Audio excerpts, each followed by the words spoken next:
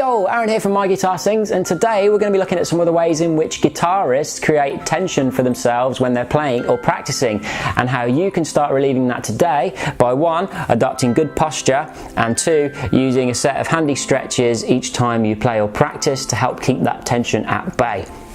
Let's do it. Guitar. So let's start by looking at the way we are seated. Let's analyse our posture when we're sitting down.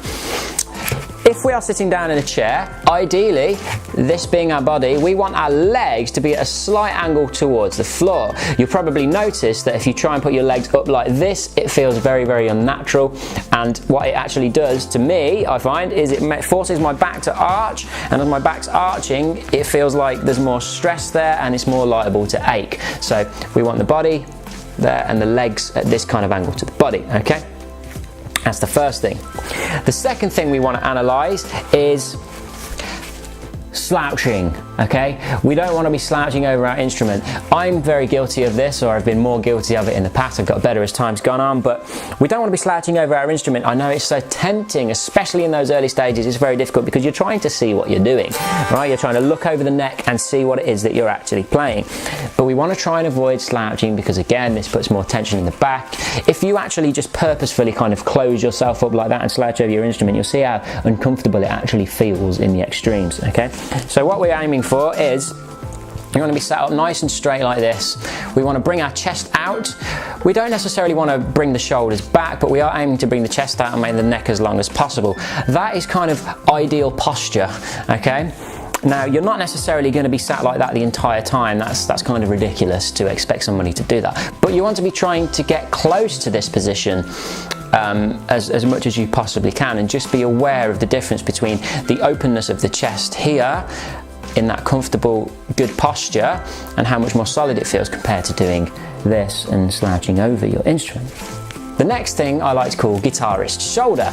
Because of the thickness of your guitar body, your picking hand has to come round a little bit just to get into position. So what happens is you'll notice this shoulder is forced forward. In its natural position, it's like that, it's back, but because of the position of a guitar player, it's kind of forced into this position.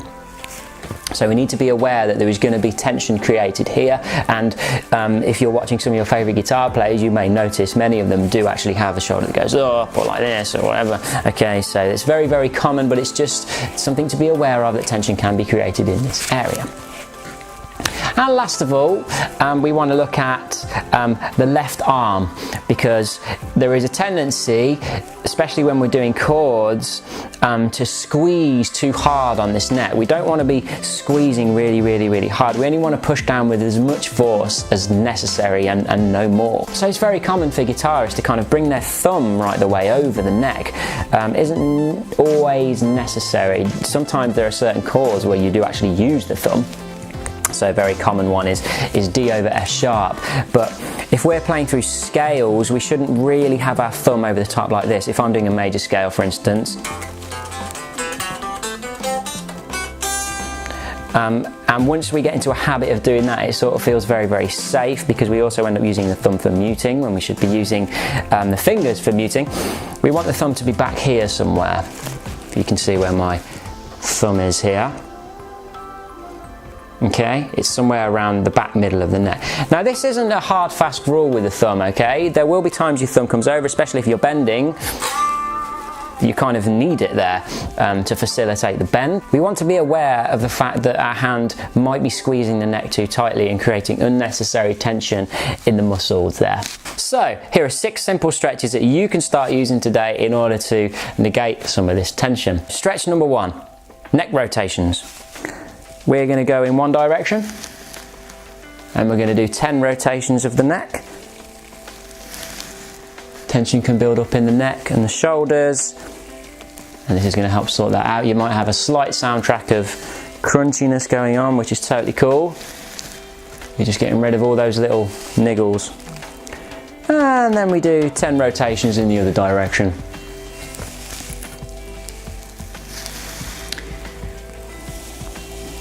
And we're just being very gentle. We're not forcing or yanking anything. We're just very, very gently, should I say, going round. Okay, so Now we're going to go on to stretch number 2, and this is shoulder rolls. And we're going to take the shoulders backwards. Apologise if my microphone is making a bit of noise at the moment because it's rubbing on my clothes. And we might do 10 or 15 rotations backwards. And once we've done those rotations backwards, we're going to, of course, take it forwards.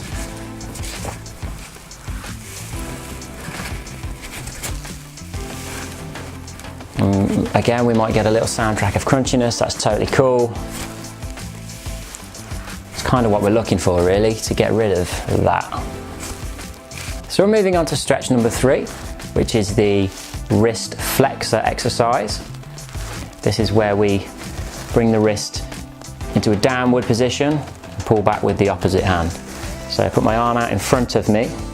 I was just doing that position to show you the example. And we pull the hand gently back, and we're looking for that stretch in the top of the arm. And once we've done that for maybe 10 seconds, we swap to the other arm, pull the other hand back. Then we move on to stretch number 4, and this is where we do the wrist extensor exercise, and we take the wrist in the opposite direction, this time going up. So again, hands out in front, left hand over the right hand, we pull back, and we're going to be looking for that stretch in the bottom of the forearm this time. We hold that for maybe 10 seconds before swapping over. There we go. Easy as that. Number 5 is the ball squeeze. And it's pretty self-explanatory. We are squeezing a foam ball, all right? Sometimes people call these stress balls because if you get stressed, you can squeeze it and it's meant to feel good. And we're just gonna gently squeeze that ball between 5 and 10 times.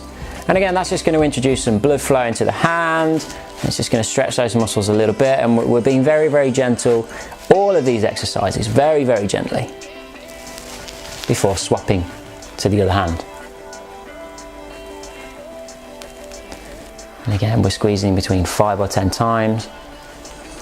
Don't forget, you're watching a video, so if you need a pause, please do. That's one of the great things about having video lessons. You can just shut your teacher up and get on with whatever it is you're trying to learn. There we go. Okay. And last of all, stretch number 6. Now this one you might do every single day without realising it. This is the morning stretch. And what we're really aiming to do here is kind of stretch the sides up here, okay? And we're pulling those muscles in the sides, and we're just, really, if you're doing this right, mostly it should feel really, really good. And we're just aiming to try and stretch the shoulders, and we're introducing blood everywhere, and it just feels really, really nice and really, really good, and we're just helping alleviate some of that tension. Okay, and it's actually quite good to do this kind of thing at regular intervals during your practice, as well as standing up and walking around a little bit too.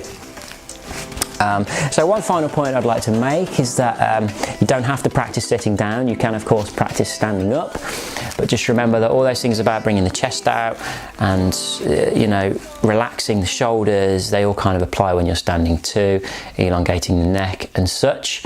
And that's it. So I hope that video was helpful for you, and please stick some comments in the comments section. If there's anything more you want to know with regards to stretching and whatnot, then please let me know. Thanks for watching, and don't forget to subscribe.